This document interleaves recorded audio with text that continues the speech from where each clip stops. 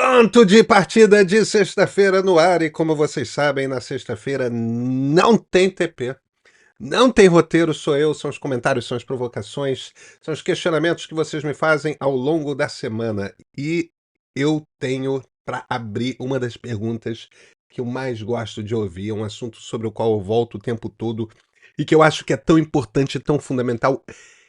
Eu acho que é, junto com mudanças climáticas, um dos dois temas mais importantes para as democracias nesse momento. É um questionamento que as pessoas acham que estão fazendo uma provocação matadora quando fazem via direita, que é o caso aqui, e, e que na verdade revela o quanto que elas não compreendem o problema. E não tem nenhum problema, tá? Porque na verdade a esquerda compreende muito mal esse problema também. E é um assunto sobre o qual eu tenho opiniões bastante fortes, então vamos mergulhar nele. Rodrigo Santos, como é bom a democracia e a liberdade nas redes sociais que tanto querem controlar. Discordo completamente de tudo no vídeo, mas sou a favor da sua liberdade de se expressar. Já alguns que dizem ter salvo a democracia pretendem calar quem discordar de seus pensamentos. É, você vendo citar Voltaire e defendendo o Paulo fascista, né, compadre? Vamos lá. Sabe qual é o problema da questão das redes sociais com desinformação? O problema é que 95% das pessoas que tratam desse assunto não compreendem onde está o problema. E, e uma das coisas surpreendentes a respeito disso é o seguinte: eu tenho a impressão de que o nosso presidente da República não compreende esse problema. Eu tenho a impressão de que muitos ministros no Supremo Tribunal Federal não compreendem esse problema. Eu já ouvi duas frases de. Eu cubro tecnologia desde 1994. A primeira reportagem que eu fui pago para escrever sobre tecnologia, é, é, minhas primeiras experiências como jornalista profissional foram escrevendo sobre tecnologia. E a primeiríssima reportagem que eu escrevi sobre tecnologia primeira reportagem profissional foi explicando o que era e-mail. As pessoas não tinham vaga ideia, a mais vaga ideia do que era e-mail. Eu cubro esse troço há muito tempo. Eu morei no Vale do Silício. Morei 3 anos no total no Vale do Silício, em 2 períodos diferentes. O Vale do Silício é um lugar ao qual eu vou recorrentemente. É um lugar que eu tenho relações de afeto o suficiente para, assim como São Paulo, é um lugar que eu trato um pouco como casa. Eu me sinto em casa lá. No norte da Califórnia em geral. E eu tenho muitas fontes, eu converso com muitas pessoas das empresas em eventos e tal, e eu falo de duas frases que eu já ouvi. A primeira, de uma pessoa com, com cargo altíssimo, altíssimo, altíssimo, altíssimo, tipo, muito lá no topo da empresa que na época se chamava Facebook, hoje se chama Meta. E o que essa pessoa me falou foi com um sorrisinho assim, tipo, é uma conversa em off, não é para você atribuir a fonte. O que essa pessoa me falou não, o que as redes sociais são, na verdade, é o maior experimento behaviorista feito em escala da história da humanidade. Quer dizer, não somos ratinhos numa gaiola apertando no botão de choque ou no botão de queijo e aprendendo em qual apertar para ser recompensado. Somos seres humanos, alguns bilhões de seres humanos, passando por um experimento behaviorista. Eu ouvi isso de um vice-presidente da Meta. Eu ouvi de um vice-presidente do Google, faz um tempo já, a seguinte frase: não, o problema da desinformação não é um problema de tecnologia. O problema da desinformação é um problema de modelo de negócios. Esses dois caras estão se referindo essencialmente à mesma coisa. Isso não é uma coisa que os executivos das empresas do Vale do Silício fingem desconhecer. Eles falam com alguma franqueza sobre isso quando você tem a garantia de que o nome deles não vai ser publicado, porque, evidentemente, falar desse tipo de assunto não interessa a eles, não em público. Eles não podem admitir esse tipo de coisa em público. Mas eles sabem exatamente onde está o problema. E eles sabem que a coisa é complicada o suficiente e é atrapalhada o suficiente que, com muita frequência, as pessoas misturam os sintomas pelo problema de fato. Qual é o ponto aqui? O ponto aqui é que a gente usa algoritmos de machine learning para recomendação. Machine learning é um tipo de inteligência artificial, é o tipo mais básico de inteligência artificial. A gente usa muito machine learning e aprendizado de máquina na internet. E o que esses algoritmos de recomendação fazem é o seguinte: eles têm um problema para resolver. O problema que eles têm para resolver é o seguinte: como que eu faço para fazer com que as pessoas venham na minha rede a maior quantidade de tempo possível e sempre que vierem, fiquem aqui a maior quantidade de tempo possível? Porque quanto mais tempo elas ficam na rede e quanto mais tempo elas ficam, quanto mais vezes elas voltam à rede, mais elas são expostas à propaganda, maiores as chances de elas darem um clique na propaganda, e a partir daí é assim que Facebook faz dinheiro, é assim que Google faz dinheiro, é assim que Twitter faz dinheiro, é assim que TikTok faz dinheiro. Todo mundo está ali no negócio de vender propaganda. Então, o problema que o algoritmo de recomendação tem é descobrir, entender o suficiente de comportamento humano, e é por isso que é um experimento behaviorista, é aprender o suficiente de comportamento humano para ficar te dando prêmiozinhos para você voltar e voltar e voltar e voltar. E o desafio é: o que que eu tenho que te mostrar? Que vídeo, que foto, que imagem, o que que eu tenho que mostrar para você, para mim, para fazer com que a gente volte, volte, volte, volte, porque alguém está errado na internet, eu preciso responder aquela pessoa. Como alguns de vocês estão fazendo aqui nas caixas de comentários do ponto de partida. Então a gente fica voltando, a gente fica voltando, a gente fica voltando. Por quê? Porque, cara, aprendizado de máquina é uma tecnologia absolutamente formidável. Ela decifra comportamento humano e ela percebe padrões de comportamento humano que se repetem como nada que a humanidade jamais criou. Esse troço é mágico. E é nesse sentido que se torna um experimento behaviorista, porque a gente fica ali atrás de pessoas nas caixas de comentários que concordam com a gente fica atrás de likes, a gente fica atrás de retweets, a gente fica atrás de republicações, né? A gente fica atrás de todas essas coisinhas com luzinhas que dão pequenas injetadinhas de dopamina aqui no nosso cérebro, dão aquele prazer, dão aquele frisson, dão aquela coisa de a gente precisa interagir, a gente precisa interagir, a gente precisa interagir, a gente precisa se sentir como parte de um grupo. Todos vocês aqui na caixa de comentários estão se sentindo parte de um grupo. O grupo que é contra, o grupo que é a favor, o grupo que concorda que... Olha a quantidade de comentários que tem alguém que dá aquela lacrada, aí empilha de várias pessoas falando embaixo. Pois é, ele não vê, ele não percebe, ele não isso, ele não aquilo. Eu não estou falando que o problema é com vocês. O problema é com a humanidade. Funciona com todos nós. Funciona comigo, tá certo? Mas essa relação do dizer você está certo, você está errado, e através do você está certo, você está errado, se cria aquela comunidade em torno. E aí a gente começa a ficar repetindo as mesmas coisas. A gente explica com as mesmas palavras, com as mesmas frases feitas. A gente fica repetindo os mesmos slogans, que são os slogans das nossas tribos. E a gente não está falando coisas originais, a gente está repetindo as mesmas coisas. A gente está dizendo: olha, tem uma turma lá que vai no Nassif e fala: você devia ficar lendo Pedro Doria. Tem uma turma lá que vai no antagonista, vocês deviam estar lendo Pedro Doria. E tem a turma que vem aqui e fala: você devia estar lendo Nassif, você devia estar lendo André Ronçalves, você devia estar lendo o Reinaldo, você devia estar lendo Olavo de Carvalho, você devia estar lendo, você devia estar ouvindo o rádio Jovem Pan, ainda bem que tem a Jovem Pan, lá tem liberdade. Entendeu? Veja, eu não estou falando isso em detrimento de nenhuma dessas pessoas que eu citei. O problema não são as pessoas que eu citei. Pessoas discordam em democracias, isso é normal. O problema é que a gente cria esses mecanismos de tribo em que vira um jogo em que estamos consistentemente sendo premiados e confirmando o tempo todo a nossa presença, a nossa parte daquela tribo.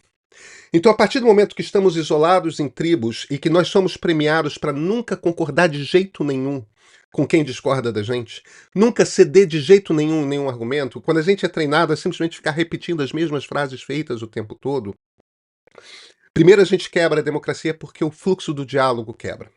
Democracias são máquinas, essencialmente, de promover consensos. Por quê? Porque você manda para o parlamento uma quantidade de pessoas que representam as correntes de opinião na sociedade, e a missão que você dá para essas pessoas é o seguinte: olha, as correntes de opinião todas da sociedade estão ali. Você tem que aprovar leis. Então, para aprovar leis, você vai ter que aprender a fazer acordos. Eu cedo aqui, você cede ali, você vota na minha lei, eu voto na sua lei. E você vai chegando. E isso o que faz é moderando a democracia.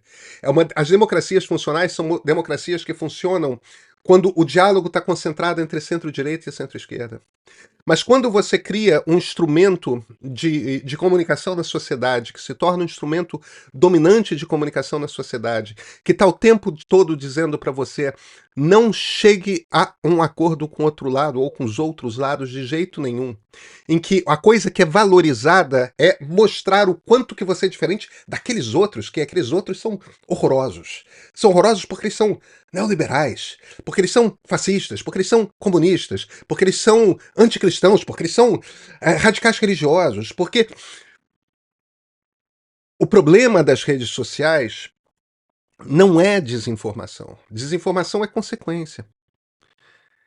Porque, no fim das contas, quando a gente se envolve num comportamento de tribo radicalizado, como todos nós estamos envolvidos, o que acontece nesse jogo, em essência, gente, é que não só a gente nunca chega a nenhum tipo de acordo, como a gente vai ficando cada vez mais propenso a acreditar em qualquer mentira a respeito do outro lado. Desinformação pega que nem fogo e mato seco nas redes sociais, simplesmente porque nós nas redes sociais já estamos propensos a acreditar em qualquer coisa negativa que se fale a respeito do outro lado. É por isso que desinformação é consequência do sistema que se montou. Então, bicho, que bobagem, eu não quero censurar ninguém. O meu problema é o seguinte: o meu problema não é com censura, o meu problema não é nem com banir desinformação. Isso é o problema errado, e isso é o discurso errado, inclusive, quando você reconhece que existe um problema nas redes sociais. Porque se você fala que o problema, em essência, deve se concentrar em proibir que a mentira se circule, você cria dois problemas. O primeiro é o seguinte: na maioria dos casos é muito difícil distinguir o que é uma mentira ou uma opinião da qual você discorda. Em alguns casos é óbvio, na maioria das vezes não é. Então, como é que você cria um ministério ou uma autarquia qualquer que define o que pode ser dito, o que não pode ser dito? E a partir daí você imediatamente vai começar a ser acusado de ser censor. Entendeu? E é impossível você se defender da acusação de censor. Ah, eles estão querendo fazer censura, tudo mais. Você se coloca numa posição que é uma posição muito, mesmo quando você tem razão, é muito difícil de defender numa democracia. Então, como é que a gente pode construir um argumento que resolva o problema das redes sociais e, ao mesmo tempo, seja muito difícil de combater? O argumento que você tem que construir é um argumento de liberdade. O ponto fundamental aqui é o seguinte: o que aconteceu com a entrada das redes sociais no debate público é que privatizou-se, criou-se um oligopólio que um grupo muito pequeno de empresas muito ricas assumiram o controle do debate público. E elas assumiram o controle do espaço onde o debate público se dá, não através da mentira, mas através de um mecanismo em que elas decidem que vozes vão alcançar milhões de pessoas e que vozes vão alcançar só milhares de pessoas. Ou só centenas, ou só dezenas de pessoas. Então, a gente não pode tolerar que exista um ambiente em que um grupo muito pequeno de empresas decida que vozes vão ser ouvidas e que vozes não vão ser ouvidas. O problema das redes sociais é esse. O problema das redes sociais não é desinformação. Desinformação é consequência. O problema das redes sociais é que um número muito pequeno de empresas decidiu que vozes vão ser ouvidas e que vozes não serão ouvidas. E ao decidir isso, o tipo de diálogo que elas estimulam é um tipo de diálogo em que as pessoas se isolam em tribos e se recusam a fazer acordos, a ouvir o outro lado, a se aproximar de pessoas que discordam. Você tem uma ferramenta de edição de conversas que estimula o dissenso e mata as possibilidades de consenso. Isso é, em essência, uma máquina que quebra democracias, porque democracias são feitas para, em compreendendo que vamos discordar, em compreendendo que haverá dissenso na sociedade, vamos criar estímulos para que consensos sejam alcançados. Quando depois de muitos anos, com muita frequência, a gente fica nesse sistema que a gente está faz 10 anos, em que consensos se tornam impossíveis e cada vez mais impossíveis, e as pessoas são empurradas para esse sistema de tribalização, o resultado, em essência, é que democracias vão entrando em decadência. Então, como é que a gente resolve isso? Bem, por que, que aquele vice-presidente do Google se vira para mim e fala: Ah, o problema das redes sociais não é um problema de tecnologia, o problema da desinformação não é um problema de tecnologia, o problema é um problema de modelo de negócio. Porque o modelo de negócio é o que constrói o algoritmo, o que dá dinheiro para essas empresas é a propaganda que elas veiculam para muitas pessoas, muitas vezes, com muita frequência, e elas fazem isso usando esse algoritmo. Quer dizer, no fim das contas, esse processo que quebra a democracia é só consequência de um algoritmo que foi desenhado para vender muita propaganda. Não tem absolutamente. É uma consequência, não foi proposital que esse troço foi. O problema é que não pode. Não pode um modelo de negócio de meia dúzia de empresas quebrar a democracia. Então o que você tem que fazer é fazer uma intervenção aí. E como é que você faz a intervenção? Ó, você pode ser dona Meta, seu Google, dona TikTok, seu Musk. Vocês podem ter a rede social que vocês quiserem. O algoritmo não pode ser monopólio. O algoritmo tem que ser livre. Eu posso ter o direito de escolher o algoritmo que vai escolher o que o Facebook, o Instagram, o Twitter, o TikTok, o YouTube vão me mostrar. Eu quero poder escolher o algoritmo. Não é você que vai me impor um algoritmo. E se todo mundo pode escolher o seu algoritmo, vai ter o algoritmo do Bolsonaro, vai ter o algoritmo do Lula, vai ter o algoritmo do Corinthians, vai ter o algoritmo do Flamengo. Vai ter o algoritmo da Igreja Universal do Reino de Deus, vai ter o algoritmo do meio. Vai ter o seu algoritmo pessoal, cada um vai usar o seu algoritmo. E, em essência, os estímulos para o dissenso são desmontados. A máquina em que existem 3 ou 4 empresas gigantes e trilionárias, que têm o controle de saber e de definir que vozes vão ser ouvidas numa democracia e que vozes não vão ser ouvidas, esse troço é quebrado. Então o discurso não pode ser o discurso de vamos censurar. O discurso tem que ser um discurso de vamos dar liberdade para você escolher quais são os critérios que vão selecionar o que você vai ver nas redes sociais. Esse troço desmonta essa máquina de construção de dissenso. Máquina de construção de dissenso, uma máquina que impede a gente de encontrar consensos, impede a gente de ser capaz de conversar mesmo quando a gente discorda um do outro. Esse troço é a ameaça à democracia. Então, Rodrigo, deixa de ser bobinho, eu não quero censurar você não, cara, pode falar o que você quiser. Eu só não quero que alguém tenha o monopólio de que voz vai ser ouvida, de decidir que voz vai ser ouvida ou não. Eu quero liberdade para escolher quais são os critérios que vão selecionar aquilo que eu vejo ou não nas redes sociais. Eu quero mais liberdade.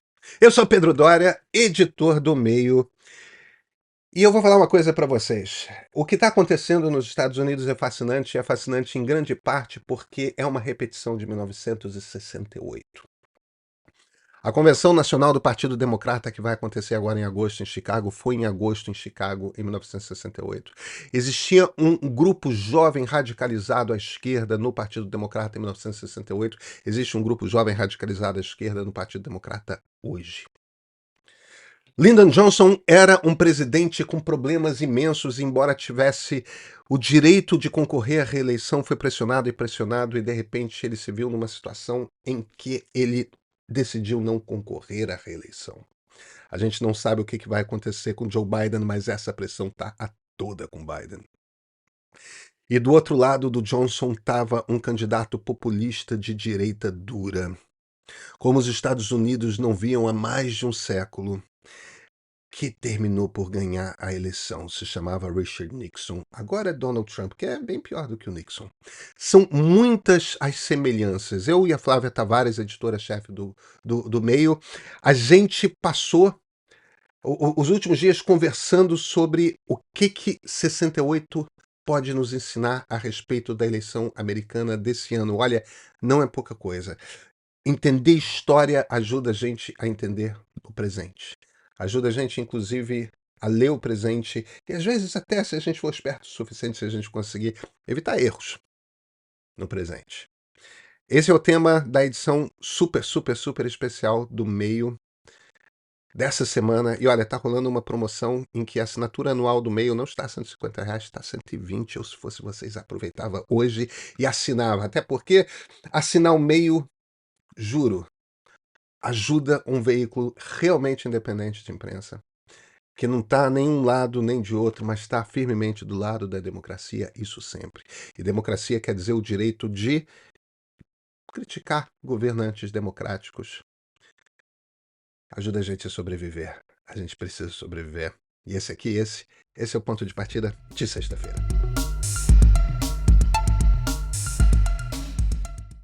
Homersônico. Pedro, o problema é que vocês da Faria Lima querem um país sem capacidade de financiar políticas. Mas pelo que você vive falando, você é incapaz de perceber isso. Homersônico. Para. Não. Para. Presta atenção no que eu estou falando.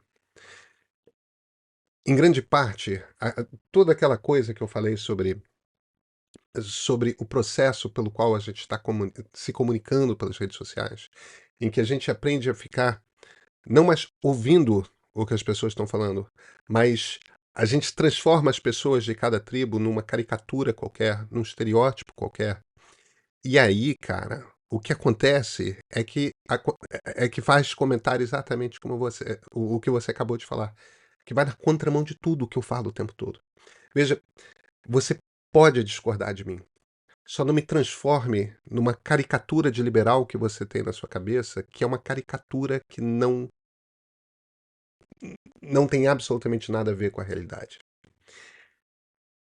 O meu problema com a maneira como desenvolvimentistas tocam a economia é que a maneira que o método que desenvolvimentistas usam para pensar a economia leva, em essência, o país a não ter dinheiro para investir em políticas públicas. O meu problema é exatamente o contrário. É que eu gostaria muito que o Estado brasileiro tivesse dinheiro o suficiente para investir em políticas públicas, em um estado de bem-estar social. A prioridade de um governo neste momento, para mim, seriam duas. Uma, energia limpa, economia verde. Dois, educação pública de base de muita qualidade. Como é que a gente faz agora para reformar por completo o ensino público brasileiro, para conseguir fazer com que cada criança que se forma numa escola pública no Brasil tenha uma educação equivalente à das melhores escolas particulares? Isto não é impossível. A gente já, em pontos específicos do Brasil, conseguiu algo muito parecido. Como é que a gente faz para repetir esse tipo de política? Como é que a gente faz para não ter dinheiro para ficar botando na mão de empresário rico, que não gera emprego, entendeu? Que bota o lucro no bolso. Em vez de ficar fazendo isso porque, não, são as campeãs nacionais, porque precisamos desenvolver esse setor, e aí não desenvolve, entendeu? Por 3 vezes a gente quis gerar a indústria naval brasileira, a gente enterrou uma carambada de dinheiro numa indústria naval brasileira que não nasceu, que não existe. Há quanto tempo a gente sobretaxa, joga lá em cima imposto para entrada de computador no Brasil, porque vamos ter uma indústria brasileira de informática? E não temos. Há quanto tempo a gente vai ficar investindo, gastando dinheiro da sociedade com desenvolver indústrias que não vêm, que não acontecem, que não são competitivas internacionalmente, em vez de focar naquilo que o Estado precisa fazer? Saúde pública de qualidade. Entendeu? Sim, tem educação pública de qualidade. A gente precisa urgentemente encarar a questão da segurança, que é talvez a maior das dívidas da nova república, porque a saúde pública melhorou muito, a educação, no mínimo, se universalizou, o que já não é pouco perante o que a gente tinha antes. Agora, segurança pública piorou muito, né?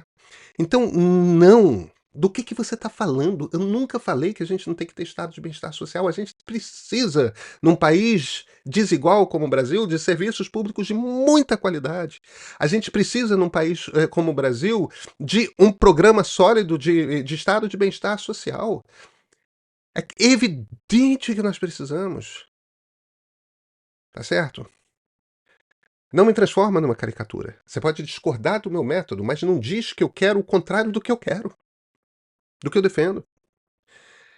E eu não sou da Faria Lima, eu não tenho um centavo investido em bolsa de valores, cara. Eu tenho 3 filhos em escola particular, você sabe quanto custa esse troço? Eu pago aluguel, entende? Não me transforma numa caricatura, por favor. Giovanna FM. Pronto, antes o problema era o Mussolini. Passou um Trump. Agora é um Meloni. Os próximos serão qualquer conservador, mesmo com discurso abertamente democrático. O que importa mesmo é votar na esquerda. O outro lado é sempre uma ameaça.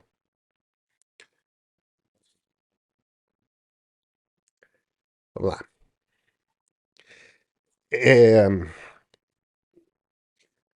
O que é uma ameaça? Uma ameaça é um discurso nativista e xenófobo. Uma ameaça é um discurso que ameace as instituições essenciais de uma democracia liberal. Do que eu estou falando isso? Do que eu estou falando aqui? E esse é o ponto que eu acho que é o ponto importante. Uma democracia liberal parte de alguns preceitos. Quais são esses preceitos? Os preceitos incluem a ideia de que todos somos iguais perante a lei. A ideia de que temos liberdade religiosa. A ideia de que para haver liberdade religiosa o Estado deve ser laico.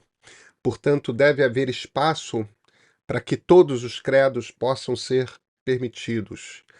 A ideia de que todos possamos, em essência, ter a liberdade de ser quem somos. Aí a gente começa a avançar para alguns conceitos que não são conceitos cruciais numa democracia liberal, mas que são conceitos cruciais num mundo liberal, que é, por exemplo, o direito de ir e vir, por exemplo, o direito de atravessar fronteiras, por exemplo, o direito de poder fazer comércio entre nações. Por exemplo, o ponto aqui do qual eu tô falando é o seguinte: sempre que você tem regimes, você tem líderes que são autoritários e que querem impor um conjunto de valores e afirmar que aquele conjunto único de valores é o único que representa uma determinada nação e que sugerem, a partir dessa construção de que aquela nação é superior a outras nações ou que uma determinada cultura é superior a outras culturas. A partir desse momento, você tem a construção de um movimento que é nativista e é xenófobo. Ele considera que o que pode dentro dessa nação é só uma determinada cultura. É um determinado. Para ser italiano, você precisa ser católico, você precisa ser de ascendência italiana, você tem que rejeitar o que vem de Genebra, você tem que rejeitar a gente que vem da África, a gente que vem do Oriente Médio. Quer dizer, a expansão do Império Romano para os outros lugares estava bacana, a expansão para outros lugares, tipo, quando a Itália quer ir para outros lugares, está tudo valendo. Quando aqueles lugares que foram colonizados pela Itália começam a entrar na Itália e dizer, tipo, cara, a gente quer o nosso espaço aqui, aí vira um problema. Aí vira uma coisa de precisamos proteger o país da ameaça islâmica. O que é ameaça islâmica? A existência de pessoas. Antes eram judeus, né? Agora são os muçulmanos, né? Essa ameaça terrível. Agora são essas pessoas todas de pele colorida, de pele que não é como se. Eu sou italiano, né? É como se a gente não fosse misturado pra cacete. Sou meio português também, que é outra gente misturada pra caramba. O ponto, o ponto aqui é que nos Estados Unidos de Donald Trump, a turma anda em marcha com tochas acesas dizendo os judeus não vão nos substituir, os escuros não vão nos substituir, e a resposta de Donald Trump é ali tem gente boa. Tem boas pessoas naquele conjunto ali. Entendeu? Pessoal com cruz de ferro tatuada. Entendeu? Na Itália da Meloni, bando de gente de camisa preta fazendo a saudação romana. Entendeu? Ao é Caesar. Cara, o ponto é. O problema não são conservadores. Eu não sou uma pessoa conservadora, evidentemente. Você, obviamente, está convencido de que eu sou uma pessoa de esquerda. Tudo bem, as pessoas de esquerda acham que eu sou. Que eu votei no Bolsonaro, entende? O, o, o ponto não são problemas. O problema não são pessoas conservadoras. O problema são os movimentos autoritários, nativistas e xenófobos que estão tomando conta da Europa. Entendeu? São os movimentos de pureza cultural. E que, no fim das contas, é só uma versão ultraconservadora do cristianismo que tem que ser imposta a todo mundo. Os valores que têm que ser impostos a todo mundo. Então, a ideia do país, que é uma democracia laica, que é, que é uma democracia na qual há espaço para todo mundo, em que é aberta para que outras pessoas, inclusive, busquem nacionalidade. Eu não estou dizendo que não existe um problema na imigração, não, porque existe. Como é que você lida com tanta gente, mas, ao mesmo tempo, isso está diretamente relacionado a um problema de desigualdade que é do mundo.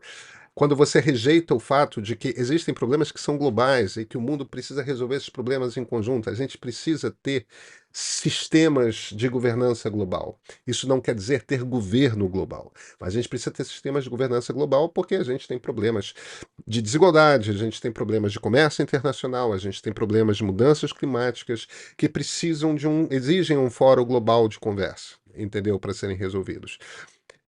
Então, bicho, se tivesse stalinista por aí, papagaiando, falando de revolução, eu estaria tão preocupado quanto. O problema é que os problemas são nativistas, xenófobos e autoritários. E olha, esse conjunto aí, nativista, xenófobo, autoritário, reacionário, né? Porque está sempre de olho num passado muito distante como o seu mundo ideal.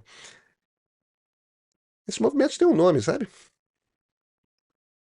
Em geral, é uma turma que gosta de se vestir parecido, sempre com a mesma camisa da mesma cor. Claro que tem a variante sempre o mesmo boné, mas é aquela coisa tipo, gosta do uniforme, cara.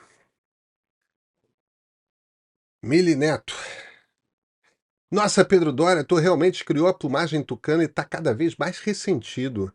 Ninguém mais vota no PSDB. Cara, você vai perdendo popularidade à medida que sua posição política emerge. Vocês precisam decidir o que que eu sou.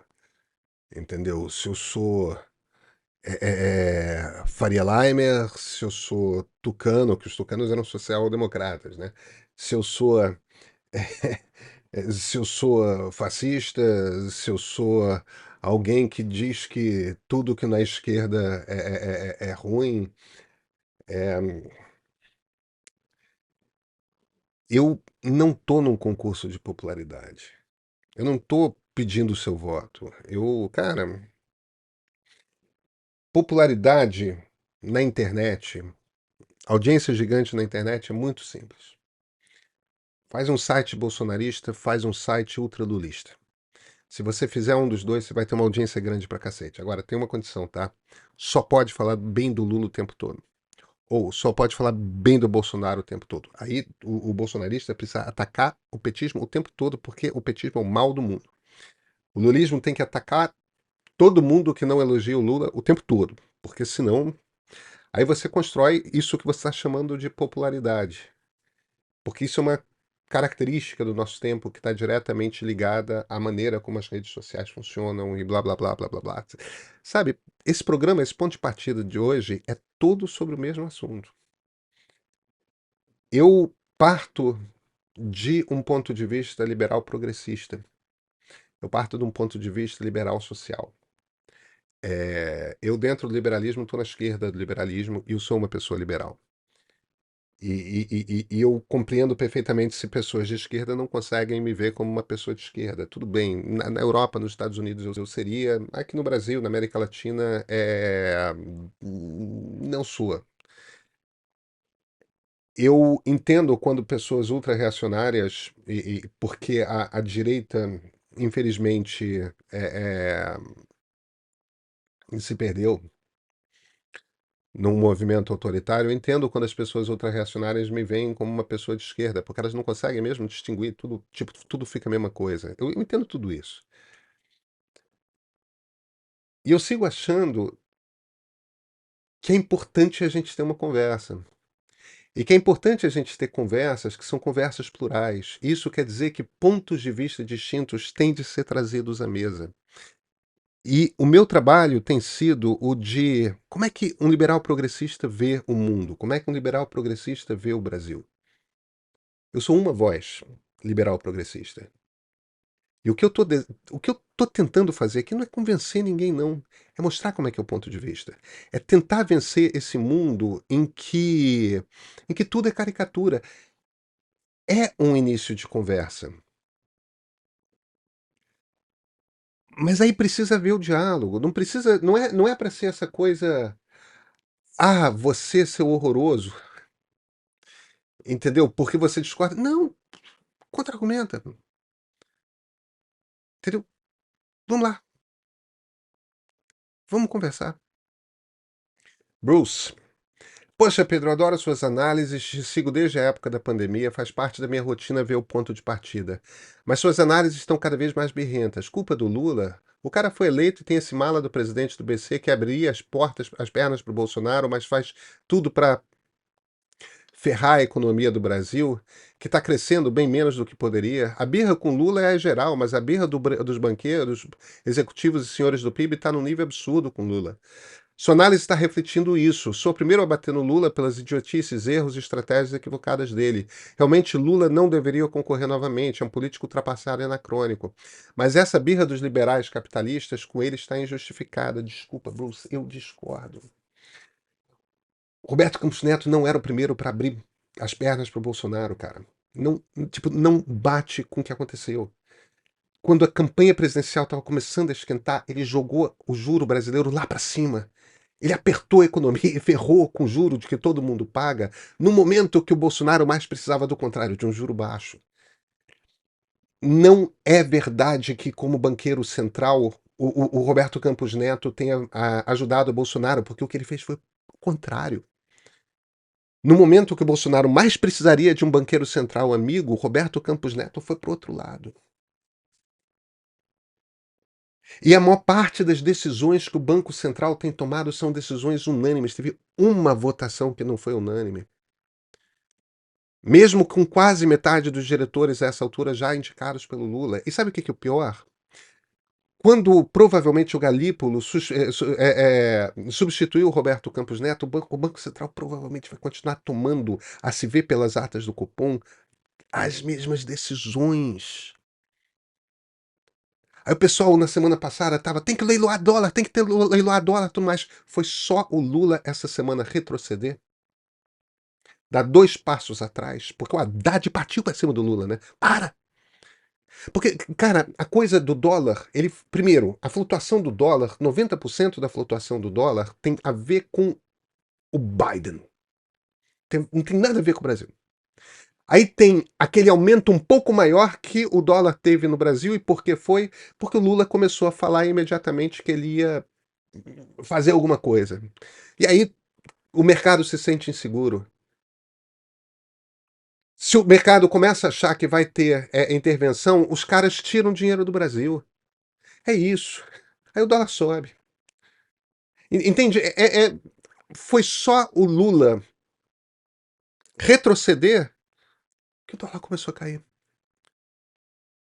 Entende? O comportamento é esse. Você vai fazer o quê? Você vai chegar para as pessoas cujo trabalho é fazer dinheiro para investidor, que são os operadores, e falar: ah, não, ignora o Lula. Não vão ignorar o Lula. Estão o tempo todo tentando entender se a economia vai ficar estável ou instável.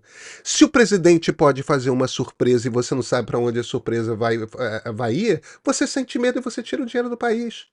Se você acha que tudo vai ficar normal, se você acha que o presidente não vai fazer mudança nenhuma, aí você mantém o dinheiro no país. A coisa funciona assim. Entendeu? Aí as pessoas ficam, ah, mas o mercado, ah, os senhores do dinheiro, ah, isso. O trabalho de operador de mercado é fazer dinheiro. É assim que funciona. Não é assim que funciona no Brasil, é assim que funciona no mundo. O Banco Central do Brasil tem flutuado o juro para cima e para baixo como o Banco Central de outros países. O nosso juro, o nosso piso de juro é mais alto do que o de outros países? É e sempre foi. Isso tem a ver com um monte de coisas, como, por exemplo, a baixa poupança interna. O Brasil não poupa dinheiro. Então, como tem pouco dinheiro de brasileiro nos bancos, os bancos precisam de mais segurança para emprestar dinheiro. Entendeu? Tem um monte de coisa aí que entra, mas aí eu não sou de fato a pessoa para entrar. O fato é, seja no governo Fernando Henrique, seja no governo Lula, seja no governo Dilma, seja com o Banco Central independente, seja com o Banco Central não independente, o juro brasileiro é sempre mais alto do que o juro dos outros países do mundo. O piso ali, a mediana, primeiro, mais alto do que o juro americano sempre vai ser. A nossa base é mais alta do que a dos outros países. Era assim quando Lula mandava no presidente do Banco Central e continua sendo assim com Lula não mandando. O Banco Central mantém uma taxa de juro hoje muito mais baixa do que quando o Lula mandava no presidente do Banco Central, nos primeiros dois governos dele. Então o que vocês estão falando é os senhores de dinheiro, os capitalistas, essa gente horrorosa. Cara, o capitalismo funciona assim. Entendeu? Onde que eu vou fazer dinheiro com mais facilidade? Onde que existe maior risco para cima de mim? Onde existe maior risco, eu quero ser mais premiado. Isso quer dizer juro mais alto. Onde tem mais risco e eu estou sentindo que eu não vou ser premiado, eu tiro o meu dinheiro daqui. O dólar sobe. Quando o presidente começa a falar, não, calma, calma, calma, calma, calma, não está mais aqui quem falou, não precisou se gastar um dinheiro, um centavo das reservas, o dólar já começou a recolher. Foi só o presidente amar. Se o Lula ficar quieto, não tem essas flutuações malucas. Agora, não basta o Lula ficar quieto. O Banco Central americano precisa baixar o juro base da economia americana. E eles não estão baixando. Porque todo mundo acha que vai ter maior inflação nos Estados Unidos com Donald Trump. Isso vai ser um problema para o mundo todo. Se tiver inflação nos Estados Unidos. Porque esse juro alto nos Estados Unidos, isso puxa a taxa de juro de todo mundo para cima. E a nossa mais. Isso não tem nada a ver com o presidente do Banco Central ter sido indicado pelo Bolsonaro ou pelo Lula, porque não vai ser diferente. Entendeu? Então, não é implicância, não é o que é. Não gosta do sistema capitalista? Aí a única alternativa é a revolução. Não estou dizendo que o sistema capitalista é para sempre, não, cara. O mercantilismo não foi para sempre, o feudalismo não foi para sempre. Entendeu? Os caçadores e coletores um dia aprenderam a plantar.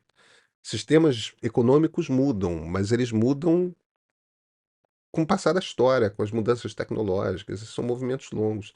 Quando você tenta mudar a coisa na pancada, na base de uma revolução, vamos implantar o coletivismo, vamos implantar, seja lá, como é que você quer chamar o que os soviéticos tentaram fazer, o que você faz é um Estado autoritário, uma ditadura sanguinária horrorosa. Não estou afim, eu não vou defender. Então, o jogo é esse, o jogo é capitalista, e no capitalismo, quem tem dinheiro trabalha para investir fazendo dinheiro. É assim que funciona. Pode regular, pode ter algum tipo de controle, eu acho que tem que ter. Mas o presidente sabe que ele joga o dólar para cima quando ele faz essas coisas. Ele sabe disso. Ele faz porque faz um sucesso entre os petistas. Porque aí vira um discurso moral, cara. Faz um sucesso na esquerda. Olha, quer ter antipatia por Roberto Campos Neto? Tá bacana, o cara é bolsonarista. Ele não esconde disso. O ponto de partida foi sobre isso. Mas é preciso reconhecer que a postura política dele pública, que é um absurdo o banqueiro central, isso também causa instabilidade. É um absurdo o banqueiro central ficar fazendo gesto político, absurdo completo. Mas as decisões dele estão descoladas da postura pública política dele. São contra o Bolsonaro e mais beneficiaram do que atrapalharam Lula. Muito Os economistas de esquerda não gostam de admitir isso, mas desculpa. A gente está com a inflação controlada por causa do Banco Central, cuja metade dos diretores hoje são diretores indicados por Lula. Roberto Campos Neto vai ser substituído por um presidente do Banco Central a partir de janeiro, indicado pelo presidente Luiz Inácio Lula da Silva, e a política do Banco Central não vai mudar. Por quê? Porque os caras que estão lá são responsáveis. Gente, eu sei que eu não fiz amigos hoje, mas Bruce, deixa eu te falar uma coisa. Eu tô reclamando de um bando de gente. Todas as reclamações que eu fiz das coisas que as pessoas estavam escrevendo não tem nada a ver com o que você escreveu. Pelo contrário, não, você foi ali no argumento, você falou, eu acho que você, Pedro, tem um viés aqui, XYZ, e acho que está errado por causa disso, e não é por defesa, eu entendi, não é por defesa irracional do Lula, porque eu acho que o Lula tá, eu entendi tudo que você falou. O meu ponto é, eu realmente discordo de você, mas tá tudo bem. Viva a discordância, viva a democracia, muito obrigado pelo comentário. Vamos sextar, gente, até. O meio vai crescer demais esse ano e queremos muito que você faça parte desse crescimento. Nós estamos investindo bastante no nosso canal. Em breve teremos novos programas, estúdios em São Paulo e Brasília e um aplicativo de streaming para sua Smart TV com documentários exclusivos. Esse crescimento só foi possível porque muitos acreditaram que nosso projeto de jornalismo digital independente e plural é importante para criar conversas políticas democráticas e saudáveis, coisa que o país precisa demais. Se você gosta dos nossos vídeos, quer ver mais conteúdo produzido pelo meio e receber todas as vantagens da nossa assinatura Premium, temos um convite a fazer. Por tempo limitado, a assinatura anual do Meio Premium está em promoção por só R$ 120, anual, tá? Nunca foi tão fácil assinar o Meio Premium e nunca oferecemos tanto em troca. Apoie o Meio e faça parte dessa nova jornada.